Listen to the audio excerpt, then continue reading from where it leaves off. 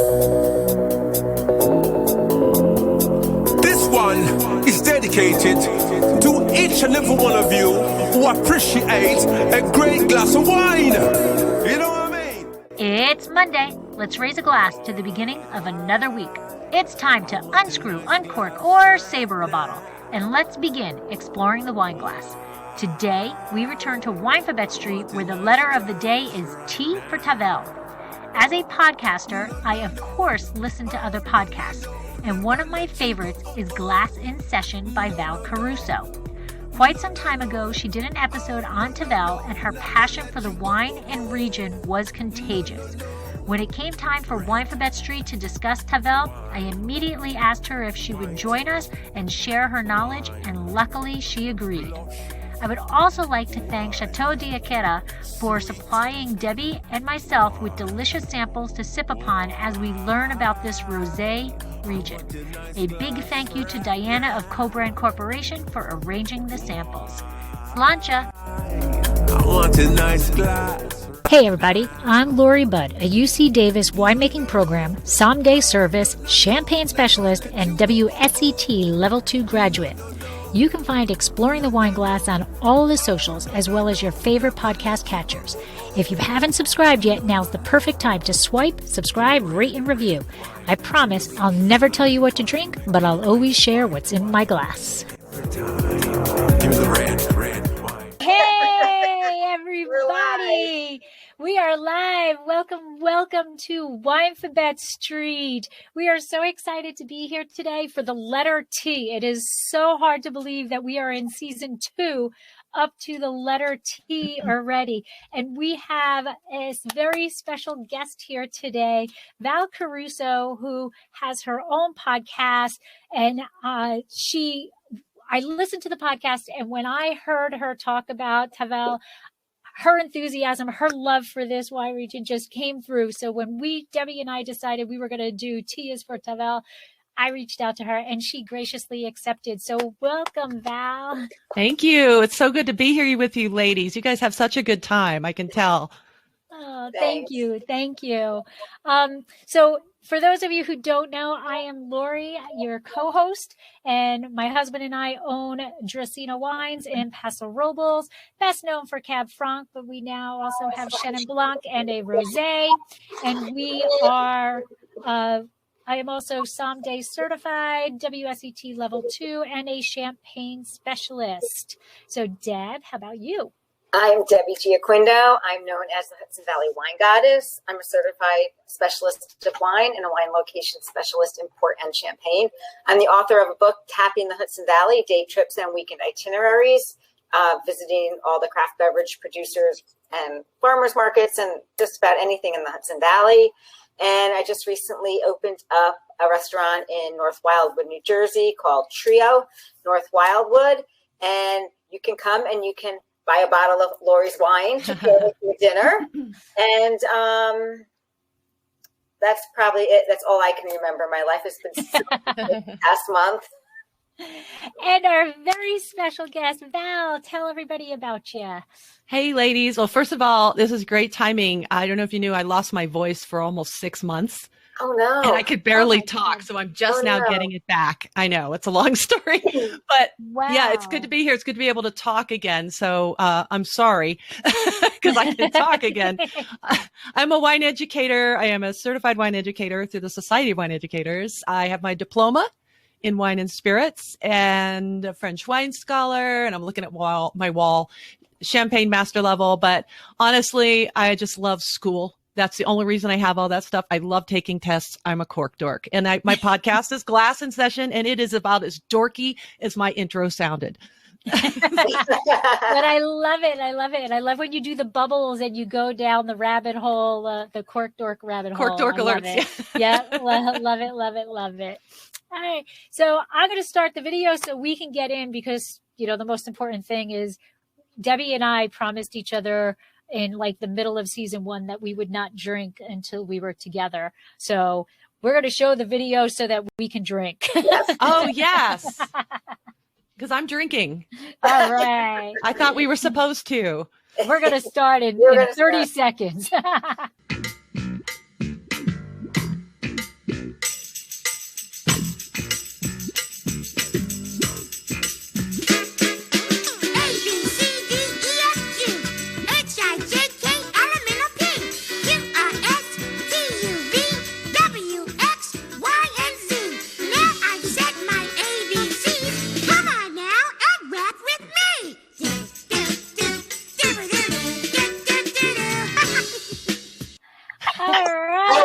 that.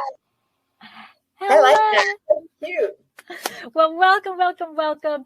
This day, Winephabet Street, we are tea for Tavel. So Debbie and I are drinking Chateau de Acaria. And I'm hoping I'm saying that correctly. Korea, I'd go with that. I can't pronounce things anyway. I Googled it. That's what somebody on YouTube, that's what somebody from Co-Brand. So we would like to also thank Co-Brand for sending us this sample. It was a Co-Brand video. So I'm hoping that he was saying it right. So here we go. How? No, I don't know. But what I noticed is every time I see it, it is a very dark color. It is very different than our, California rosés who, we're all about the pale salmon color. Mm-hmm. So is this the typical color of Tavel? It could come in a range of colors, but it's known for being dark like that because of the way they make it with the saignée method. So they kind of, they use a little bit more skin contact. So instead of like just that free run juice that you might have with the Provence wines, how they're really pale, there's hardly any skin contact at all. But here they kind of let it get all happy, for 36 hours, you don't have that in Provence, do you? No. So yeah, we're talking days of skin contact here. So they let it get all happy before they press it off. And of course it's mostly Grenache, which has some nice color and structures, kind of like the house, Right. So the thing I like about these rosés is because they're kind of in your face, most of them. And when I talk about a style, I realize every producer has their own thing. So one producer down the street, like I have the Chateau du Ségrier. I don't know if that's I didn't forvo it beforehand, but this guy bought this place from his cousin at Domaine de la Morée down the road in 1994. Now, I believe this winemaker has since passed on, but they were cousins. And you can see how much lighter this is. This is actually Côte d'Aron, but they do a Tavel also. They do a nice Tavel that's like this color. But, they kind of have the same wine making philosophy there, and it's got a lot of structure to it. It's not a sissy wine. And I don't mean to say other rosés are sissy, but you want a barbecue pork sandwich, I'm going for something like this. Something a little dark, a little more tannin, a little more body than, but it's so quaffable that it doesn't even need food. That's the thing. It is a big rosé. So do they all have to age for like 36 months in the bottle? No. I'm sorry, 36 hours. Up do they to. all have to soak up to? Yeah, it's just how normally they just kind of lightly press. Right. This they kind of like it's like a bleeding is what saignée means, the saignée method. So yeah, it's just a little bit more skin contact for a longer amount of time. So you have time to transfer those tannins and those compounds that give that wine. It's, the rosé that behaves like a red, It's very similar to like a Ceresuolo d'Abruzzo. If you've had those from Italy, that's my thing. But those are made with the Montepulciano d'Abruzzo grapes, and same thing. Lots of like dark red cherry colors. And some people don't even want to call it a rosé, but it's a rosé. This is a rosé can come in a wide variety of shades and hues, colors and styles. So it's really kind of not fair to generalize them all as big, because there's probably a Tavel producer out there going, yeah, mine's a little bit more elegant. Maybe my soils are more sandy and I have a little more elegance in my wine. So we don't, and I don't know all the producers that well to even begin comparing like to Chateau de Caria, whichever one that you have. I've had that producer, but I wouldn't know it in a blind tasting, to be honest. Right, okay. But I've loved it. I know I drank the whole bottle. So are there any actual regulations to be Tavel other than having to be produced there? Yes. And what's really funny is I pulled up on my show, I pulled up what they call the cahier de charge. And what that is, every French wine, and this is great for podcasters, anyone doing a presentation or wanting to learn, you pull up what they call the cahier de charge. It's spelled CAHIERDES,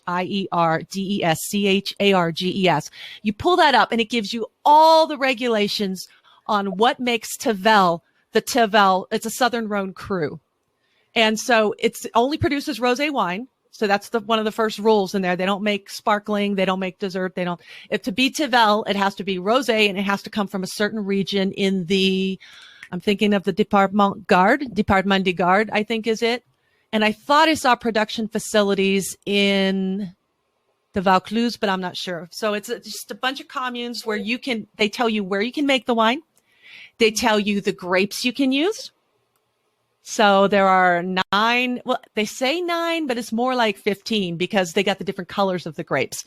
So when I talk about Grenache, has to be 30 to 60% Grenache, we're talking Grenaches plural. So it says Grenache Noir, Grenache Blanc, Grenache Gris, so the different colors of the Grenaches. But that's mostly what makes up a Tavel wine. And it tells you how the vines have to be pruned. Wow. It tells you at what age they can be, the older vines, like this estate has vines going back to 1925. Chances are they're probably going to be Goblet style. You've seen a little low to the ground, so the wind doesn't mess them up, Right. So, but they have lower yields. They tell you the yields. They tell you the amount of juice. They tell you what can be in the bottle, or what the bottle size can be. Like they say, I wrote a couple things down from my podcast, and it's so funny. They tell you what is forbidden. Oh, so let me tell you. And this is really what's forbidden. Forbidden is, I'm going to tell you in a minute. Fruit. Yeah. The forbidden is, I know there was like rubber mulch. And I can't remember what the French word for rubber mulch is, but that is forbidden. And something called morceau de bois, which I think is wood chips. So no, putting the chips in the wine. You're not allowed to do that. Right. So if you're going to, No, so it's either barrel or yeah. There's no wood chips. Yeah. And some winemakers do actually age their Tavel. I didn't. And remember, this whole thing's in French. So if you can read French, that's great. I can read French, but sometimes I read it wrong.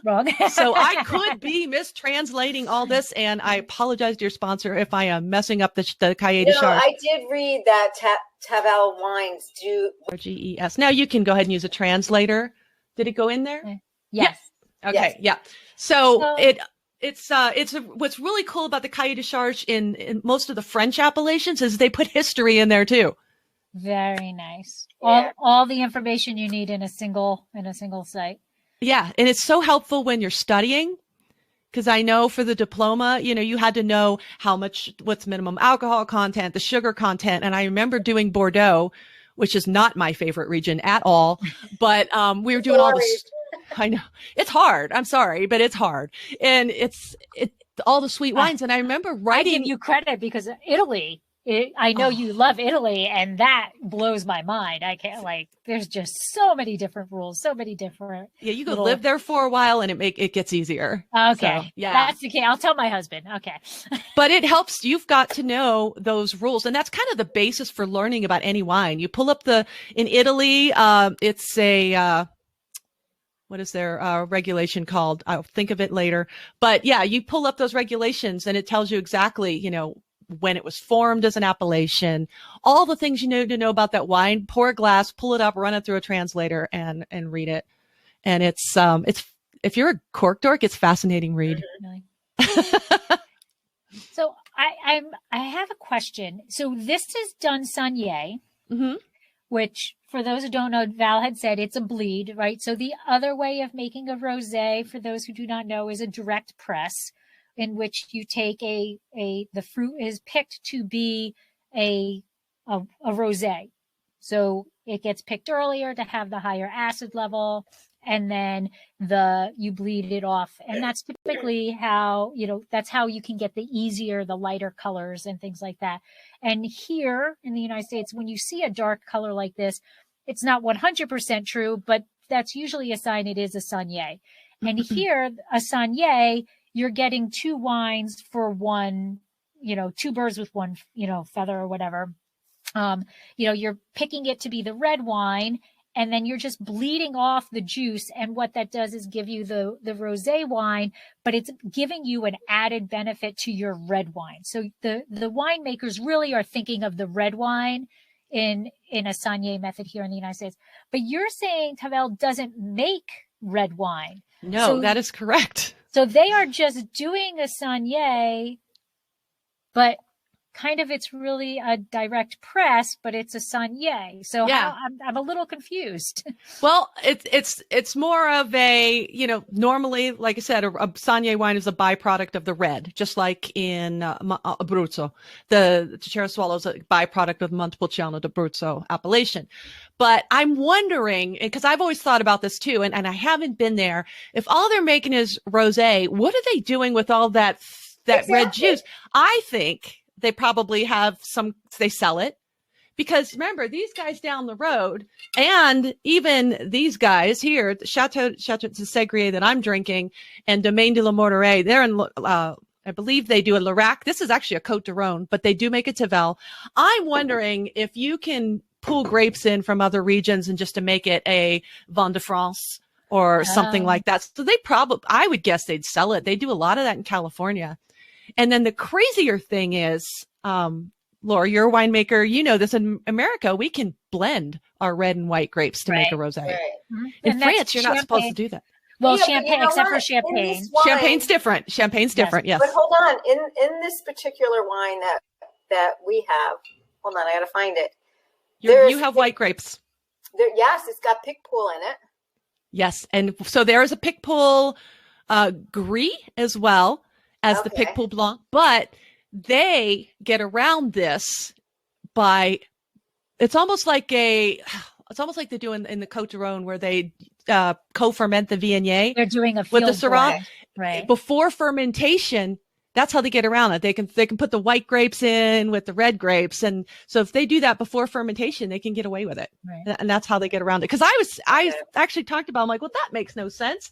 There are white Grenache in here and gray and claret rose and all that. So that's how they get around that.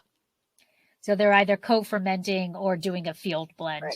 They're picking all at the same time, but they are picking it to be at a higher bricks level and a lower acid level. They're usually pretty ripe because look at where they are.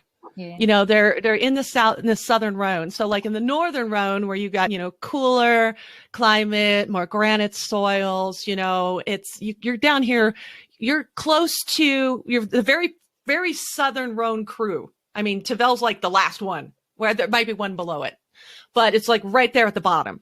So then you get into Languedoc-Roussillon, which is sunny, hot, and dry, and then you get into Provence. So you're kind of right down there at that intersection almost. And you've got that hot summers. So the grapes do get really, really ripe. And so you've got all those hot, warm climate grapes developing all those tannins and that phenolic goodness. And then you've got that Mediterranean influence as well, which kind of allows them to have, kind of almost they still have a diurnal swing, but they have that warmer, warm summer or warm spring, hot summer, warmer falls, even though when I was in that area in November, all it did was freaking rain, but it wasn't freezing. So yeah, so they do have a warmer climate that allows them to fully ripen their grapes. And do you know, what their soil is? Do you? They do. They have several kinds. And the interesting thing I think it's always fun to study Northern Rhone versus Southern Rhone. Because Northern Rhone, mostly straight up Syrah, very few blends or Viognier, whatever you got. And then Southern Rhone, blend, all blends. And then you've got the soil differences. You got the climate differences. You got the topology differences. So yeah, you're dealing with more granite soils up in the Northern Rhone. And then you drop down in the Southern Rhone and you've got the alluvial soils. Okay. You've got the, what do they call it? Galets? I guess it's called galets. They're like big round river rocks. Right. Yeah. So they had it. Once upon a time, there was a glacier way back. Can't remember the period, if it was, of course, before dinosaurs, but the glacier carved through the Rhone Valley and it kind of tumbled those stones around and polished them and made them all rocky. That's kind of the alluvial area there. And now this glacier apparently lives somewhere in Switzerland and those meltwaters also feed into the Rhone. So it's kind of doing double duty there, form the soil on these rocky plains. And then you've got these galets, which are the remnants of the last ice age, which whenever that was. So that was kind of cool. So you got these, and what they do is they hold on to the heat, just like in Chateauneuf-du-Pape, but you got those big cailloux, they big, and they hold on to that heat and allow those vines to stay warm if a drop in temperature, during that diurnal swing. You've also got some sandy soils. I actually wrote them down because I know I'm trying to keep from like sucking all the oxygen out of this podcast here. So you got some sandy marl and some limestone. So some websites will say 4 different kinds of soil. I have like sand for elegance, limestone, marl, which gives you some of the aromaticity. Because if you stick your nose in the glass of Tavel, my nose, it's not even in the glass before the aromas start hitting. Yeah, mine too. Right? So that's your aromaticity that you get. You're getting a lot of that. And of course, that pre-soak, I'm sure, probably helps with the aromas.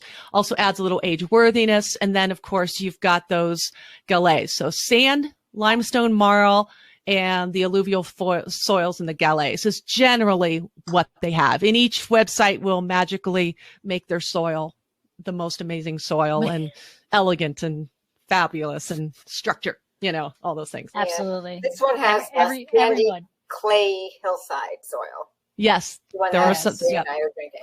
Which retains a little bit more water. So, yeah. And probably a little bit more heat too with the clay. Do you think? I think clay soils generally tend to they can absorb heat, but I've heard them before talked about as cool. Okay.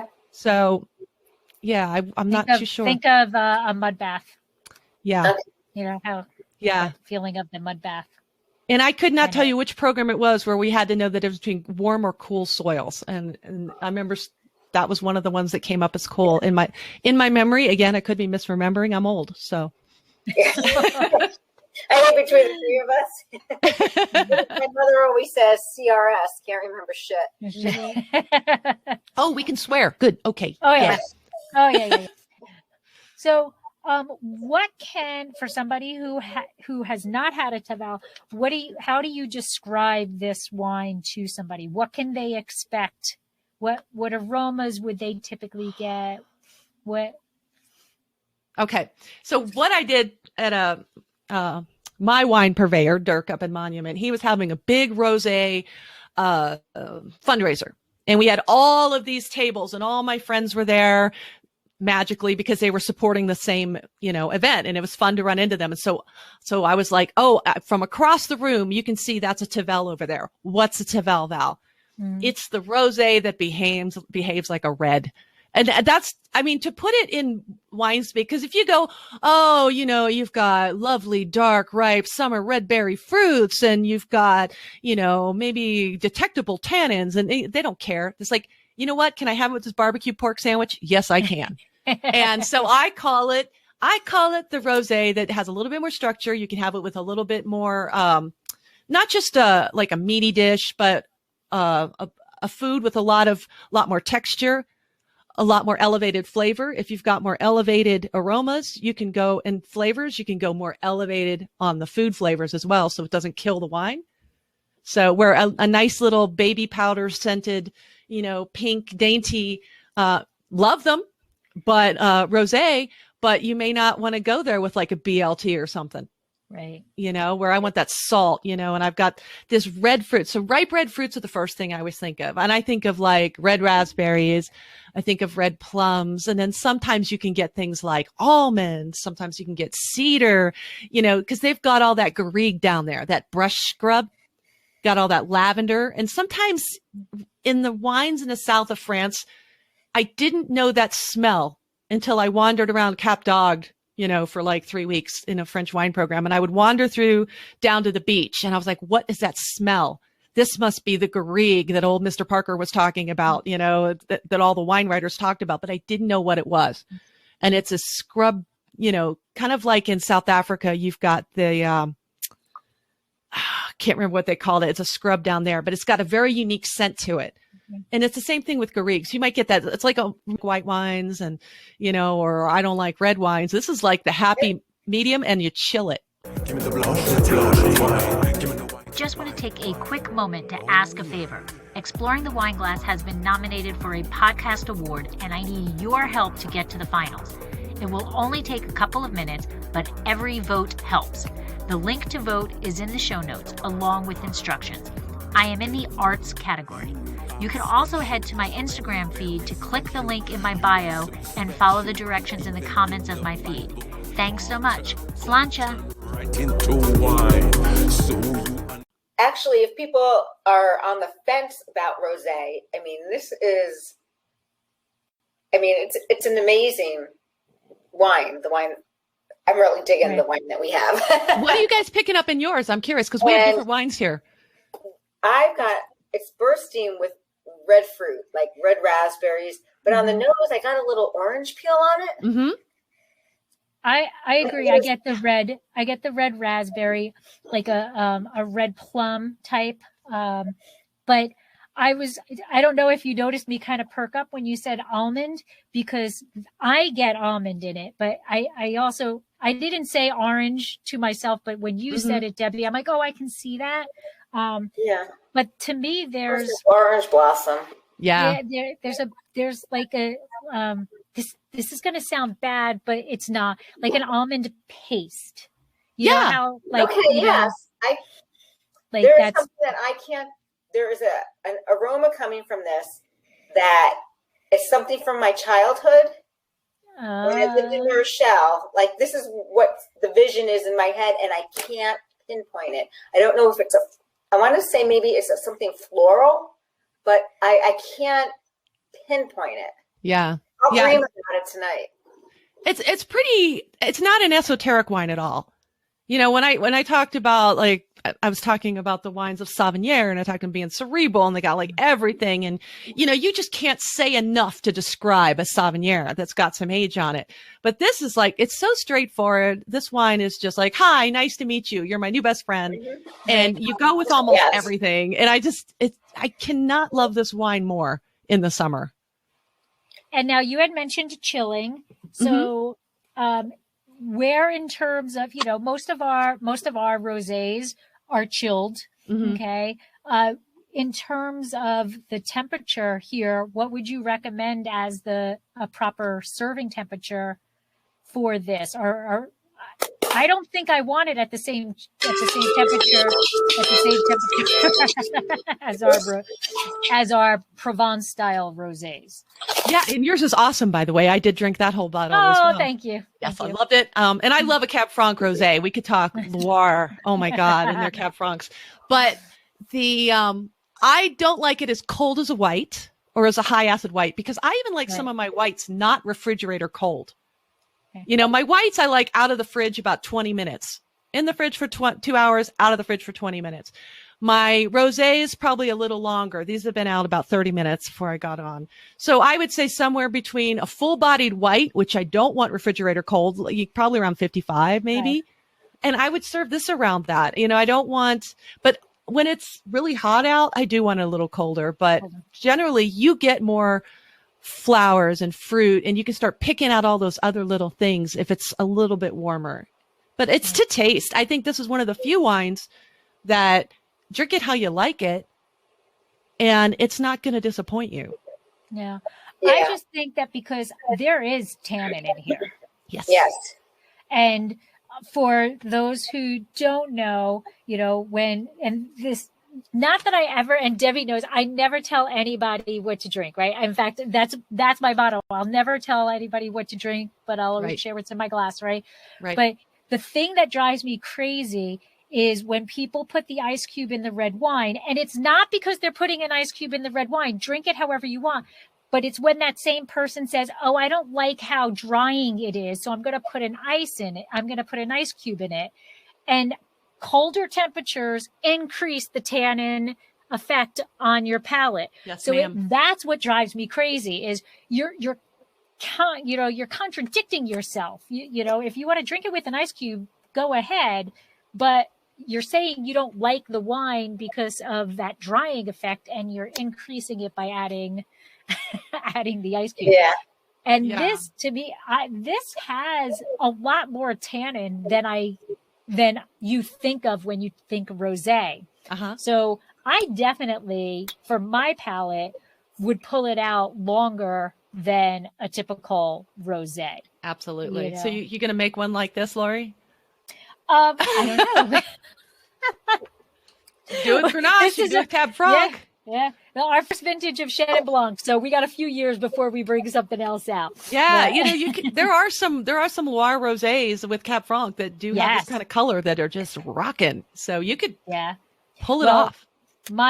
From day one, I have always wanted to make a white Cab Franc. That'd be so cool. that will probably be before my rosé Cab Franc. But then again, those two can go hand in hand because then I can do that would probably be a Saignée, rosé to make that white and a rosé, but that's a few years down the road. Right. How big is the AOC of Tavel? Because it's not very big. It's not. It's about 4 square miles. So if we're looking at, hectares, I want to say it's like 900 and something hectares. I actually wrote it down 905 up and down, but it's about 4 square miles of an area. And how much of that? How much rosé Under do you vine? produce? Under vine, I think that is. Oh, that is what's under vine? 905 hectares of vineyards is what they said. Okay. So how much do they produce? I mean, because you can get Tavel. There's a lot of Tavel out there. Under 500,000 bottles a year, I believe. Their yield, I'm looking at their yields here, 34 to 48 hectoliters per hectare. That's about 1268 US gallons, with 1 hectare being about 2.5 acres. So, I think it depends on the grapes as well. But I think when I did my podcast, that was 2 years ago, Lori, I think back then I said that shows you how much you presented how you love Tavel, because I listened to your podcast as it gets released. Oh, so wow. 2 years later, I'm still remembering how enthusiastic you were. I'll be honest, I had to go back and re-listen because I'm like, what the hell did I say? Because I was talking about Memory Palace and how to learn the regions from north to south. Yes. And the southern Rhone was my basement. So talk about the northern Rhone being my living room and how we have a sphinx in the living room and all that weirdness. And the red chair is Cornat.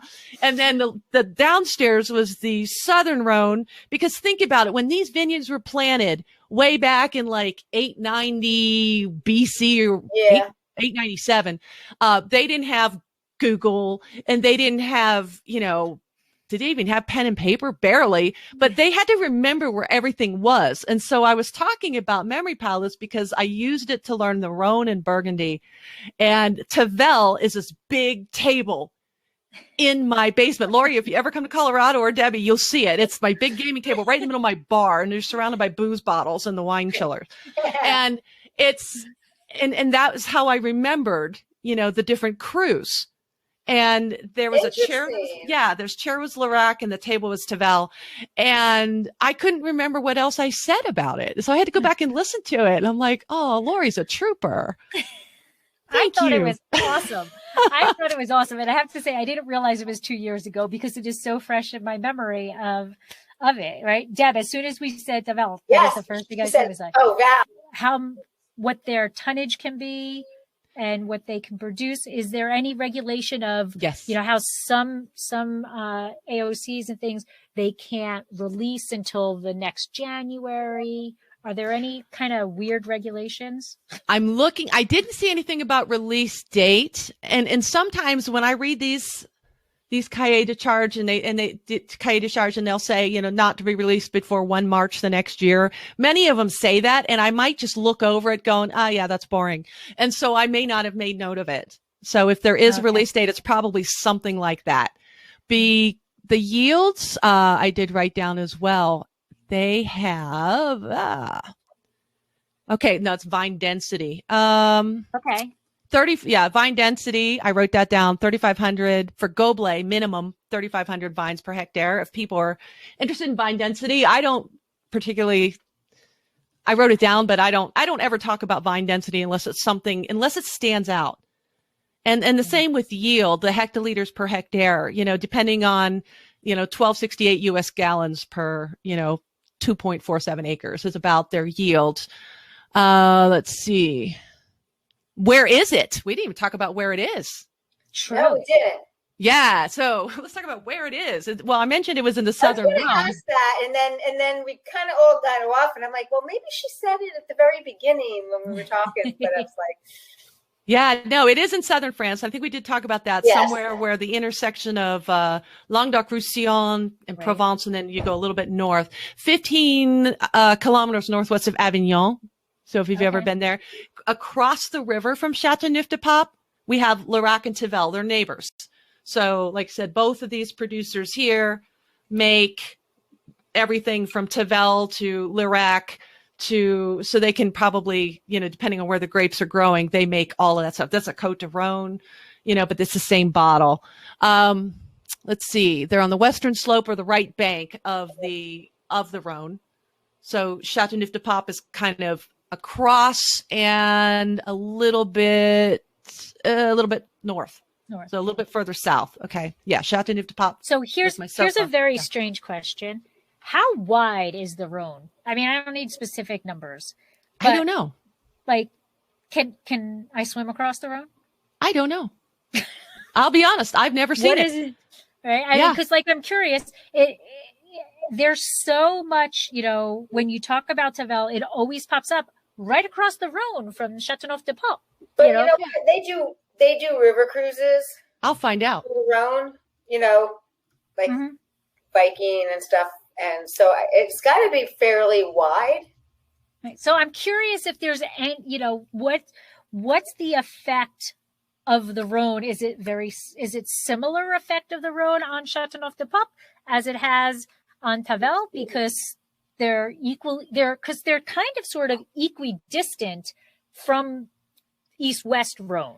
Well, you've got to figure out the aspect, because if you're looking at sun exposure, so probably different, because you got Châteauneuf-du-Pape's going to have the western exposure, right? Yeah. If they're sloping down toward the Rhone, that's, we're assuming, if they're sloping, the hillsides are sloping down toward the Rhone. So in this way, if you have sloping down toward the Rhone, which isn't the case with all of them, I believe, then you're not going to have the same effects. I mean, you still have a little bit of water, river effects or lake effects or whatever. But remember, you've got the Mediterranean influence as well. So I don't think I'm looking right here to see if we can know how wide it is. It is 813 kilometers long. Doesn't say how wide it is, Wikipedia. That's a good question. I don't know if you can swim it, but I know, like you said, you do have the, doesn't look that wide at all, because you do have those riverboat cruises. Yeah. Yeah. And I'm just 300 you can swim it. 500 meters wide. Oh, where'd you find that? It's a cake. I don't know. I Googled it. Yeah, you could swim Rhone it. River, detailed navigation guide and maps. French waterways. That's not wide at all. That's not wide at all. In which short, steep waves may generate by southerly winds, and 11 diversion canals in which locks are generally located towards the downstream end.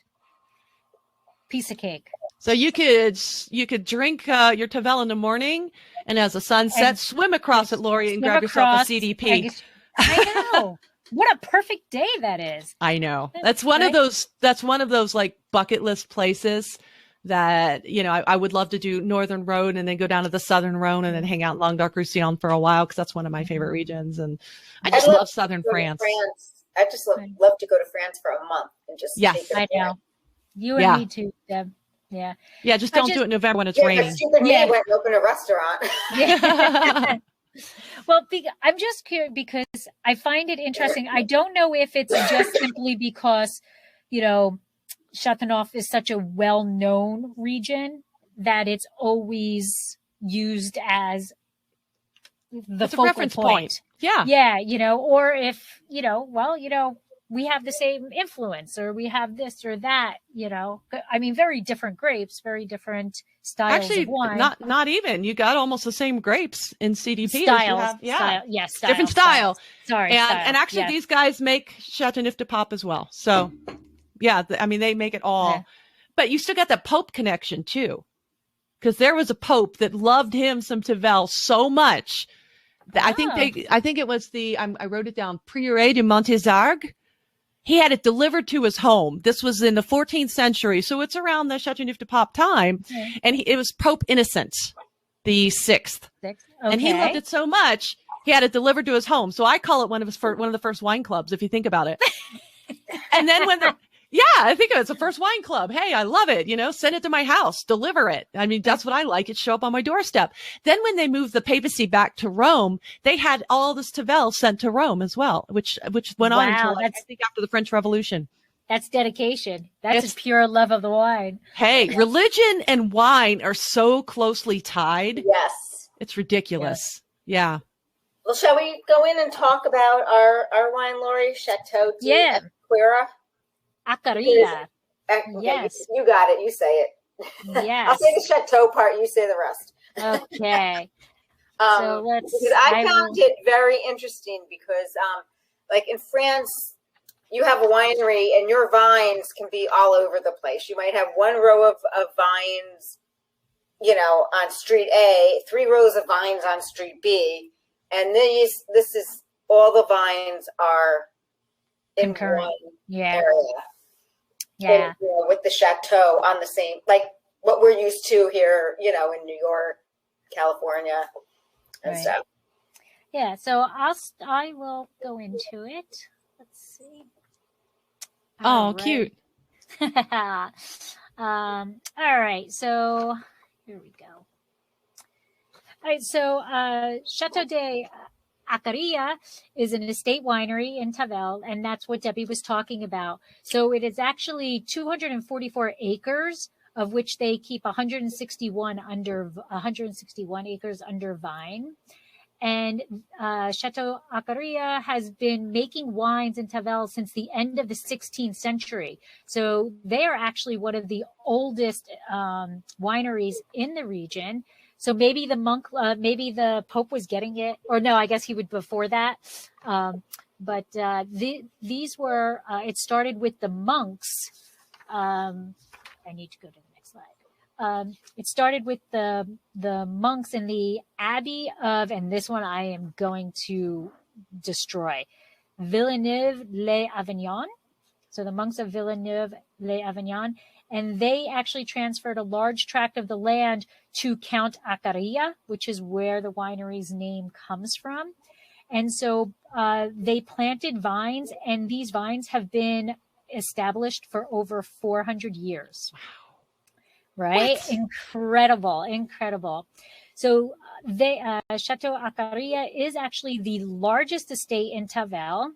And as Debbie said, it's the one of very, very few who actually have contiguous vineyards, as opposed to having a vineyard, around the region. They produce, and this blows my mind, all of their vineyards, so the 161 vines are actually all sustainably farmed. They have this elaborate weather station in the center of the vineyard to regulate the water intake of the vines so that they only water when absolutely necessary. And in 2014, they were crowned with the high environmental value certification, or Haute Valeur Environnementale. And this certification attests to the compliance throughout the estate that they are environmentally focused, and there are significant thresholds that they must maintain, including biodiversity, pesticide products, fertilization management, and water resources that they must prove that they are doing. And only farms that have reached the third and maximum level are able to display this logo, and they are one of very few who are able to do so. Count Louis Joseph d'Aquira built a residence at the beginning of the 1600s, and over the years this has changed hands, over to different owners. But in 1920, I'm going to say Jean. It is Jean, but I'm probably saying John. Yeah. John Olivier purchased it in 1920. And he did replant some of the vines, just those surrounding the 18th century chateau. And today, Chateau Acaria is owned or now run by his son-in-law, by Jean Auvalaire's son-in-law, Paul de Bez, and his son, Vincent and Bruno. And that is Bruno and Vincent in the picture. Okay, so Vincent is the actual winemaker, and Bruno is in charge of sales and marketing. And together they have updated the facilities so that there is the highest technology to the winemaking, yet still focused in on the old style. And then this is what Val was talking about. Oh gosh, yes, love that. Right? Yeah. Okay. So the grapes are actually hand-picked. And I don't know, Val, is that a requirement in Tavel, or is this something that Chateau Acaria does? It is for the Goblet vines, because as you can imagine, you can't machine pick those. True. But True. Okay. So they are hand-picked. All 161 acres are hand-picked. And they are the sandy slopes of Tavel. The mesoclimate is perfect for Grenache. So that is Chateau de Acaria. So thank you very much for sponsoring, and thank you to Co-Brand to allowing us to try this beautiful wine. And this wine retails for $21.99. Great price too. And you can remember that label because of the diagonal print on the label. That's how I remember that bottle. I can't pronounce it. Miss N. Mise en bouteille. Yeah. Au Chateau. Made and bottled at the Chateau. At the Chateau. Yeah. Yeah. Yes. Very so, cool. What is the average price of a Tavel? What can somebody expect if they walk into a store to pay for a bottle? Average. I've got one here. It's about 14 or 15. Okay. I think this one, and I think the Domaine de la Monterey was almost twice that. So I think you can pay anywhere from 15 to 30 something. Depends on the producer and depends on where you get it. So yeah, this one was about 15, I believe. Yeah. So besides the pork, what other foods? What was that? Foods would you suggest pairing with a Tavel rosé? Oh my gosh, Annie's cheddar bunnies. That's like my favorite wine snack. I know, Annie's cheddar bunnies, the little white cracker squares, the white cheddar squares. Oh my God, I haven't had those in like forever. Yeah. All right, so I've never had them at all and don't know what they are. So little cheesy crackers. Ours aren't Annie's. Are they the ones that come in the square thing? Do you take them to school for lunch? Yes. No, not the ones with the peanut butter in them. No, they have cheese in it. Okay. Yeah. These are just made with cheese. They're just little they look like Cheez-Its. Yes. I'm not pushing. I shouldn't be pushing brands that aren't sponsoring you. Also Trader Joe's potato chips around Thanksgiving time. They have the sage Thanksgiving stuffer. Oh my God, sage. Anything with sage would be incredible with this. Yes, absolutely. Today I had it with a pastrami and light Havarti sandwich. Ooh, with Dijon. Wonderful. Anything with Dijon. Absolutely. I think, the thing with, when I do presentations or whatever, when I talk about wine, some of the presentations I do, I have chefs who will pair pair the different foods, but I pour all 6 wines at once and I have them all the glasses laid out because I think it's subjective. There are tools for pairing, acid, body, components, texture, flavor, the whole thing. But I've found that it's an experience that some people are, digging on the fried Cornish hens with the English bubbly. And then some people are like, no, I like it with this, Well, everybody's, I go with the motto, everyone's palate's different. Yes. So what I think is good, you might try it and be like, oh my God, no. And that's the thing that what you thought was good 30 years ago. True. It's like, how the heck did I ever drink that with this?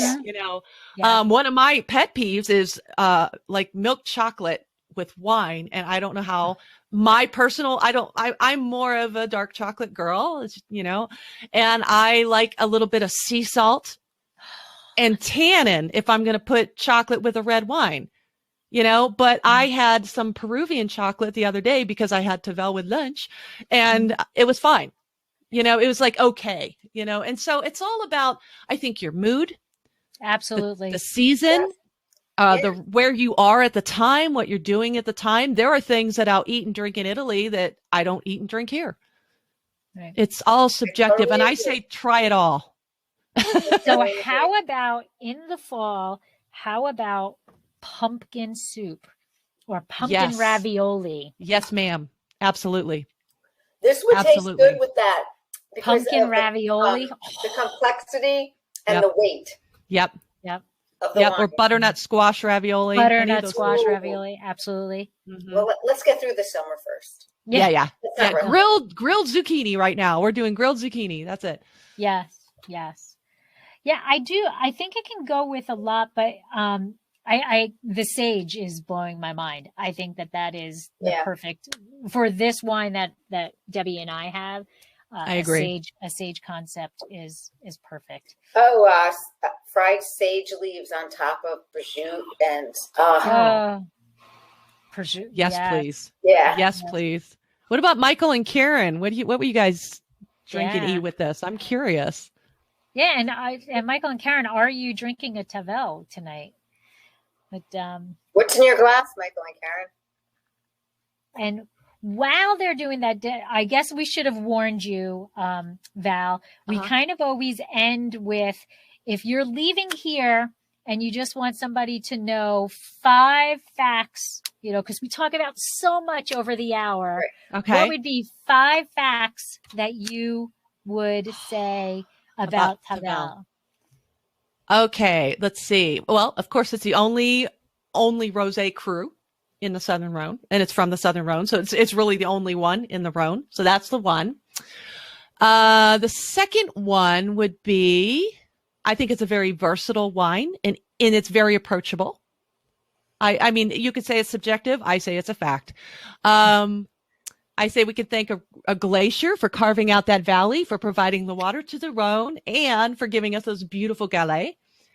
And the fourth fact, I would say it is all the colors of the grapes: the noir, the rose, the gris, the blanc, the main grapes, and then of course the accessory grapes. So I would say it could have.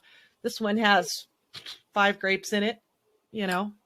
And the last one, I wrote down a quote from Christophe Tasson, and I did end my other podcast with it. I interviewed this guy, and he is fascinating. He's what they call a meilleur ouvrier de France laureate. It's like the best sommelier in France. Okay. Yeah. There's a woman who got it too, who's just Pascal. She's fantastic. She won it 2 years ago. And here's what he says. He was brought up in the Rhone wine and restaurant industry. And I interviewed him like outside of a kitchen in a San Francisco restaurant. And we got the dishes and the noise, and he was loving it. He goes, "No, this is home for me. I'm on my way to work." And we're going to, but with a French accent. And here's what he says for the fifth fact about Tavel. Gorgeous Tavel dresses in 1,000 shades of pink to seduce and captivate the senses. Luminous like no other wine, it inspires the chef, the eater, and the eaten. Wow! And did he just whip that out, or was that? He's a Rhone ambassador as well, so he wrote it somewhere, and so they have a Inter-Rhone has a course you can go through and do the Rhone ambassador thing, and that is a fascinating course if you have time to do it. It is intense, but I did it, and it was a lot of fun. And he is a Rhone ambassador as well, and he said that, and I just thought that pretty much sums it up. It inspires the chef, the eater, and the eaten. It inspires my cheddar bunnies. I like that quote a lot. Yeah, beautiful. I would sum it up with that. That quote pretty much says it all. It's gorgeous, and it just satisfies everybody. I do, and I have to agree. I think that this is, I wouldn't classify it as an easy drinking. Okay. Because I think when most people in our area think easy drinking, this is not it. Okay. It's a more of a lighter styled wine. You're in a very hot place too, right? Yes.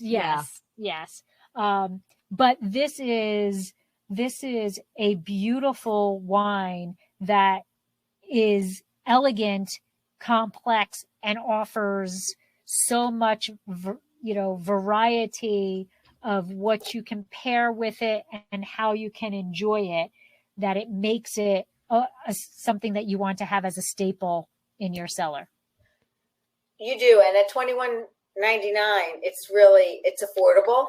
Yeah, and I really think it's something that will go with almost everything.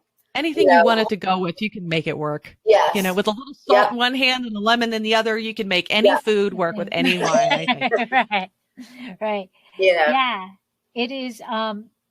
It's a beautiful wine. And the reason I counted how many grapes this has in it.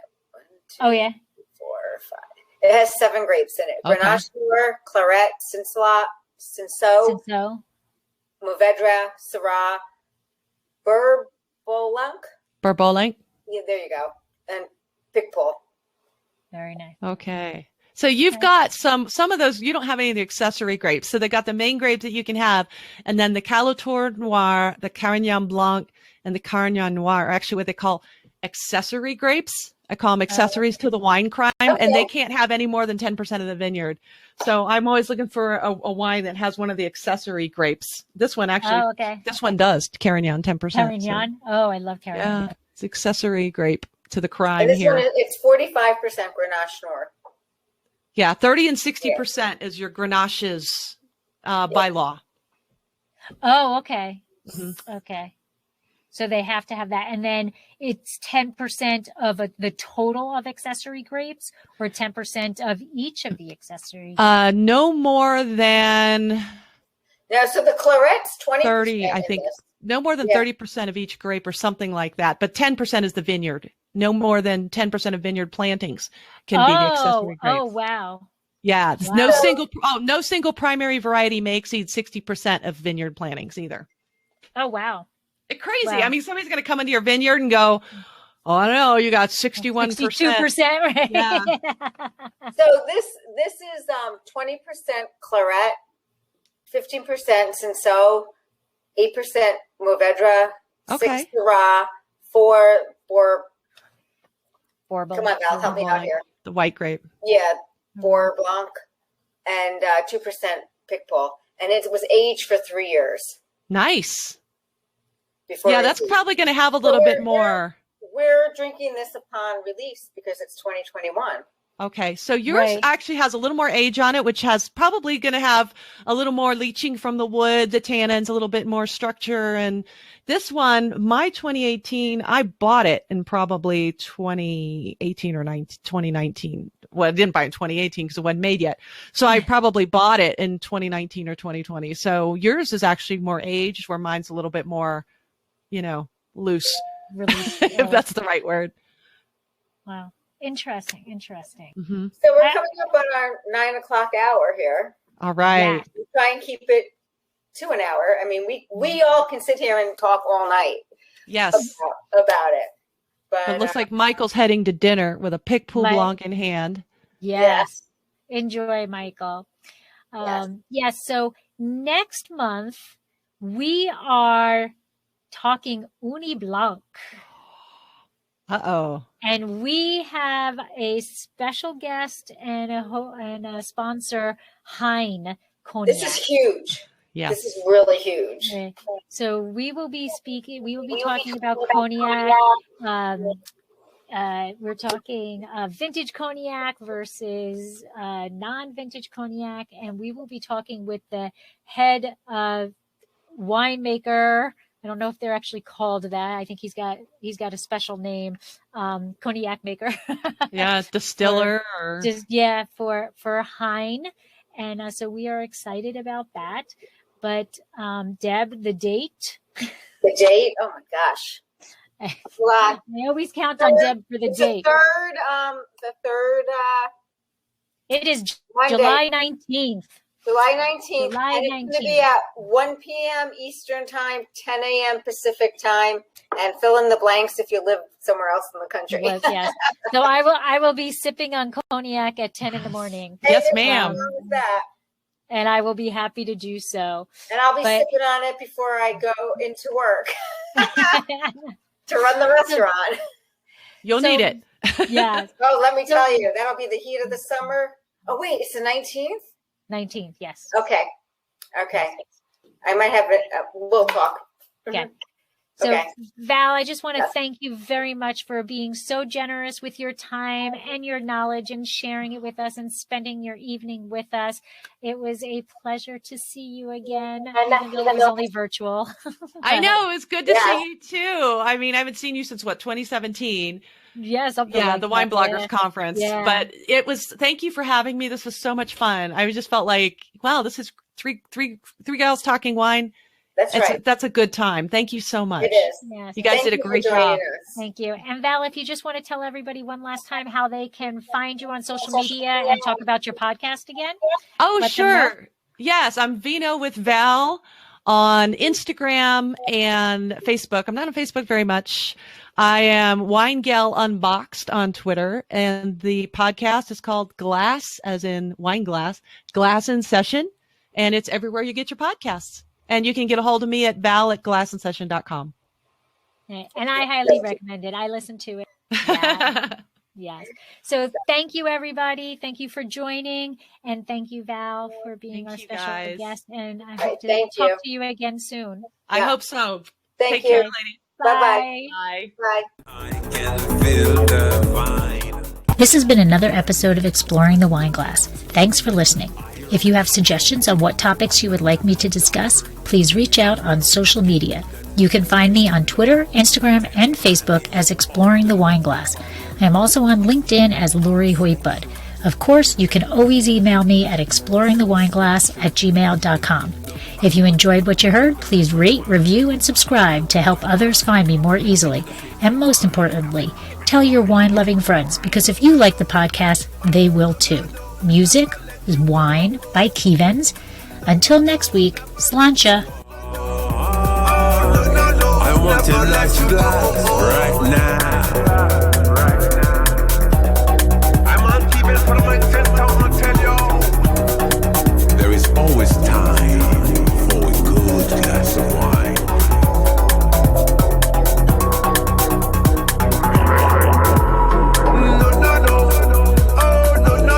Never let you go. Never let you go. I want a nice glass right now.